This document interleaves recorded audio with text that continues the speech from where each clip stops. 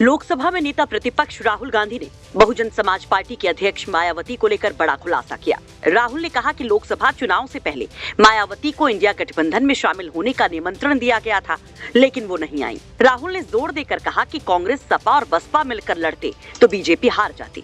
राहुल ने ये बातें अपने संसदीय क्षेत्र रायबरेली में दलित छात्रों के साथ संवाद करते हुए कही। कांशीराम जी ने नींव रखी जी सर, और बहन जी ने काम किया जी, ये तो मैं भी मानता हूं, मगर एक सवाल है जी सर, बहन जी आजकल चुनाव ठीक से क्यों नहीं लड़ रहे? ये भी सच है जी सर।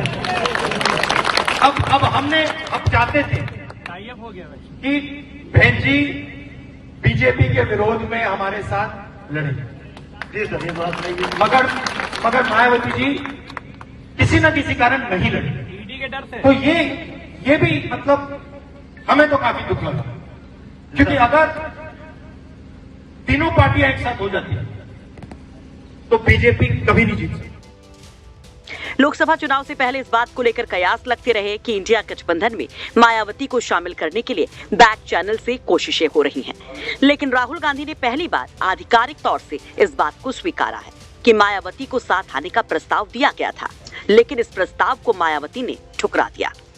आपको याद दिला दें कि जून 2024 में आए लोकसभा चुनाव के नतीजों में यूपी में बीजेपी को तगड़ा झटका लगा था। यूपी में बीजेपी की अगुवाई वाले एनडीए को 36 और अखिलेश यादव और कांग्रेस के गठजोड़ वाले इंडिया गठबंधन को 43 सीटें मिली थी। एक सीट आजाद समाज पार्टी कांशीराम के चंद्रशेखर आजाद ने जीती थी। मायावती की पार्टी को एक भी सीट नहीं आई, लेकिन 9% से ज्यादा वोट लेकर वो कई सीटों पर वोट कटवा जरूर रही। ऐसे में राहुल गांधी का ये दावा कि कांग्रेस, सपा और बसपा मिलकर 2024 में लड़ते तो बीजेपी हार जाती, कई सियासी चर्चाओं को जन्म देगा। खास बात यह कि अभी हाल ही में कांग्रेस में दलित बिरादरी की नुमाइंदगी करने वाले नेता उदित राज ने भी मायावती पर जमकर हमला बोला था।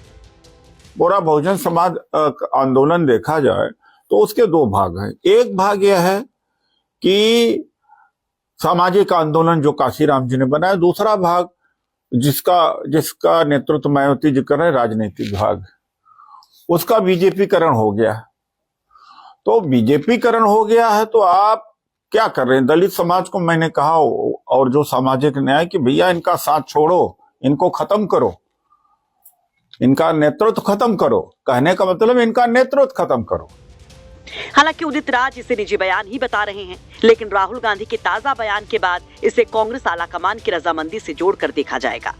खास बात यह भी है कि लोकसभा चुनाव के बाद से आरक्षण, जाति जनगणना, संविधान, दलित, शोषित, वंचितों से जुड़े मुद्दों पर मायावती बीजेपी से ज्यादा कांग्रेस पर ही हमलावर रही हैं। लेकिन राहुल गांधी ने कभी खुलकर इस तरह से मायावती पर निशाना नहीं साधा। साफ है कि आने वाले दिनों में यूपी की राजनीति इस मसले पर और गरमाएगी।